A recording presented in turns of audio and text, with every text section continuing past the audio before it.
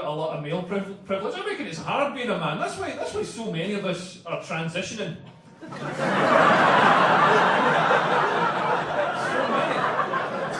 And you've got to remember, it's a lot harder for a man to transition than it is for a woman. Like, if a woman wants to transition to being a man, she just takes hormones, grows a beard, and everybody goes, look, that man's got tits. You know what I mean? If I want to transition, I've got to take the hormones, I've got to have surgery, I've got to get a new wardrobe, I've got to find high heels that are size 15. I've got to remove all my body hair, I've got to learn to walk in these heels, got to learn to talk in a high-pitched voice, and after the end of all that effort and expense, people just point at me and go, look, that man's got tits.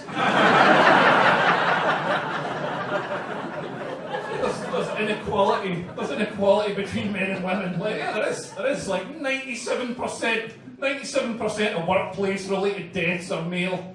97%, that means for every 33 men who fall off an oil rig or get dragged into a winch and ripped apart or do something else that's fucking hard. I should really finish writing that joke.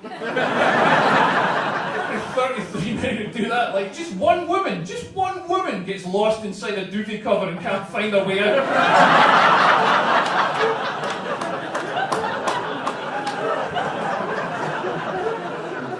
Anyone still on board?